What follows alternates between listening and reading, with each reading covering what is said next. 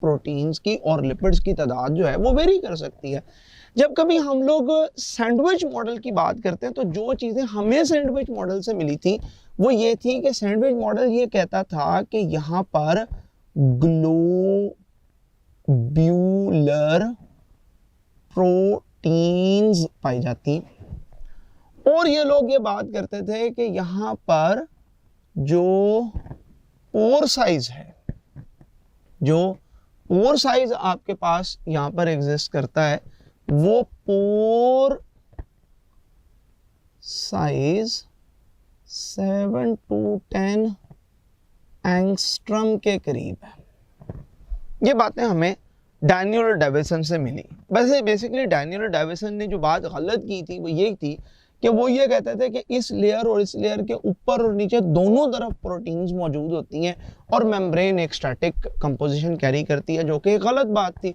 दूसरी तरफ आपके पास यूनिट मेम्ब्रेन मॉडल ये कहता था कि यहाँ पर फिब्रस प्रोटीन्स पाई जाती हैं और इस मेम्ब्रेन की जो थिकनेस हुआ करती है, जैसे फेडरल की किताब के अंदर उसने लिखा है कि 7 नैनोमीटर है, तो हम यहाँ पर 7 नैनोमीटर लिख देते हैं। वैसे वो किताबों के अंदर 75 एंगस्ट्रम यानी 7.5 नैनोमीटर से कोई 100 एंगस्ट्रम तक इसकी थिकनेस को एक्सप्लेन करते हैं। बहरहाल हमारे चूंकि ये दोनों मॉडल्स मर्ज करके पढ़ाए जाते हैं और इस वजह से वहां पर ये कहा जाता है कि दो प्रोटीन की लेयर हैं। यस, दोनों ने यही कहा था कि प्रोटीन की लेयर दोनों पर एक जैसी ऊपर और नीचे मौजूद हुआ करती हैं, जो बर्गर की तरह के जो बन्स होते हैं उसी तरीके से प्रोटीन पाई जाती है और दरमियान में लिपिड लेयर मौजूद होती है। सिर्फ ये कि इनमें फ़र्क किया था कि किसी ने ग्लोबुलर प्रोटीन का जिक्र किया था, किसी ने फिब्रस प्रोटीन का जिक्र किया था। तो ये दोनों मॉडल अपने स्टैटिक नेचर की वजह से रिजेक्ट हो गए, जबकि इनके मुकाबले में जो तीसरा model that was termed as fluid mosaic model, जिसको आपने fluid mosaic मॉडल का नाम दिया, ये सक्सेसफुल रहा। और इसके सक्सेसफुल रहने की वजह ये थी कि ये मेम्ब्रेन को डायनामिक कंसिडर करता था और ये कहता था कि आपके पास प्लाज्मा मेम्ब्रेन के अंदर कोई भी चीज़ स्टैटिक फॉर्म के अंदर मौजूद नहीं होती है, बल्कि चीज़ें फ्लूइड की तरह मूव करती हैं। इवन इन्होंने तो ये कहा कि जिस तरह से आपके पास दो ग्लास पानी को आप एक दूसरे के साथ मिक्स कर देते हो और आप उसको एक दूसरे के साथ मर्ज कर सकते हो, बिल्कुल इसी तरीके से ये लिपिड्स भी एक दूसरे के साथ फ्लूइड मूव कर सकते हैं। And that model was actually represented by singer and Nicholson. Singer and Nicholson ने इस मॉडल को प्रेजेंट किया। हम कहते हैं कि इस मॉडल के अंदर लिखी हुई ये फ्लूइड का लफ्ज पर्टिकुलरली डिस्कस होता था लिपिड्स से एसोसिएटेड, के लिपिड प्लाज्मा मेम्ब्रेन की फ्लूइडिटी को कंट्रोल करते, और मोज़ेक का वर्ड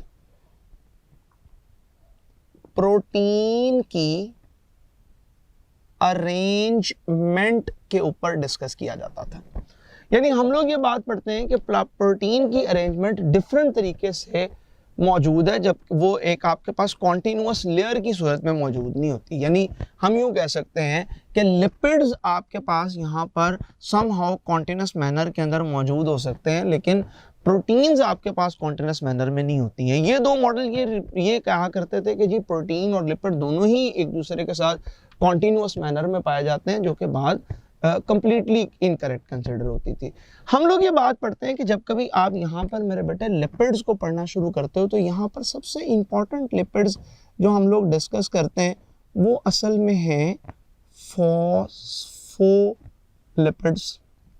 और फॉस्फोलिपिड्स में हम एक बात ये जानते हैं कि फॉस्फोलिपिड कंटेन करता है एक अपना हेड, और उस हेड के साथ एसोसिएटेड है उसकी टेल। यूजुअली हम ये बात पढ़ते हैं कि आपके पास जो ये टेल्स पाई जाती हैं इनमें डिग्री ऑफ अनसैचुरेशन यानी अनसैचुरेशन होने की वजह से, डबल बॉन्ड होने की वजह से किंक प्रोड्यूस होती है, और मेरे बेटे ये जरूरी नहीं होता है कि आपके पास यहाँ पर सिर्फ एक किंक मौजूद हो, एक से ज्यादा भी हो सकती हैं, दोनों चेन्स भी अनसैचुरेटेड हो सकती हैं, दोनों चेन सॉलिड भी हो सकती हैं। यानी अगर हम लोग इस बात को कुछ यूं फील करना शुरू करें कि ये जो दो चेन्स जिसकी हम लोग बात करते हैं, ये चेन्स असल में यूं कार्बन कार्बन कार्बन कार्बन की चेन है और इसके सामने भी दूसरी चेन कार्बन और कार्बन की है।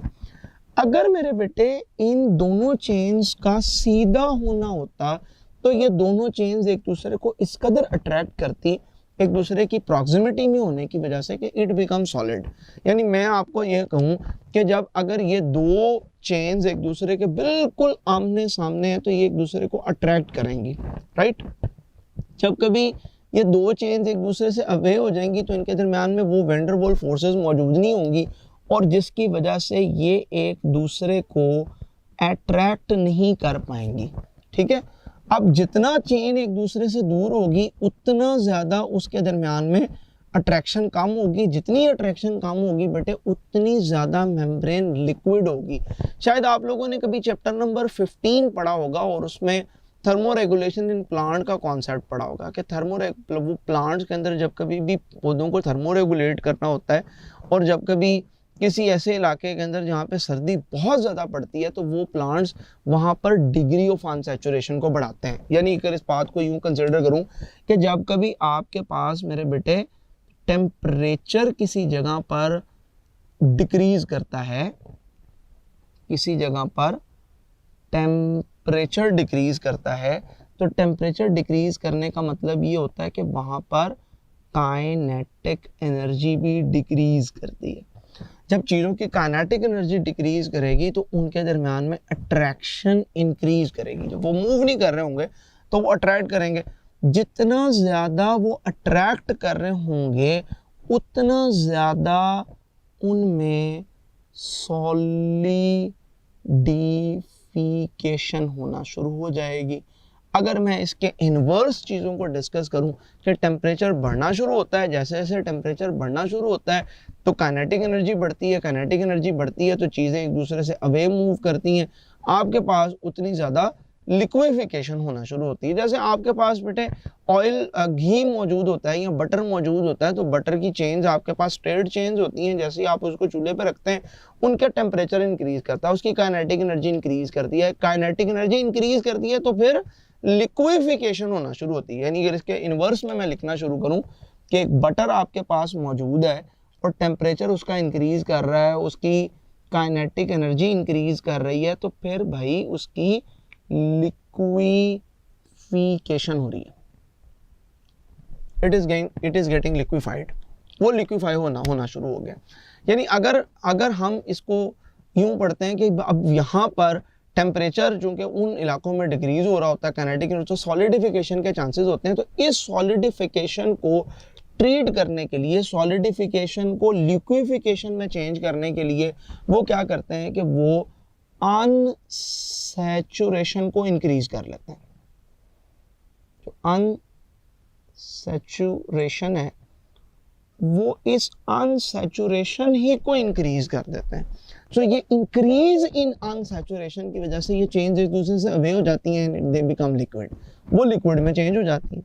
मोर ओवर हम लोग ये बात पढ़ते हैं कि भाई सबसे पहली बात तो ये हो गई कि यहाँ पर अनसैचुरेशन वेरी मच इंपॉर्टेंट, जो कि फ्लूइडिटी को रेगुलेट करती है, the very important thing. Second very important thing is temperature, जो फ्लूइडिटी को रेगुलेट करता है। तीसरे नंबर पे ये बात पढ़ी जाती है कि यहाँ पर कोलेस्टेरोल्स मौजूद होते हैं।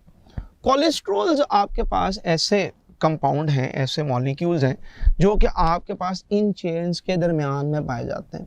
ये चेन्स बेटे बड़ी आसानी से एक दूसरे के साथ मूव कर सकती हैं। अच्छा, कौन कौन सी मूवमेंट्स है जो यहाँ पर मौजूद होती है?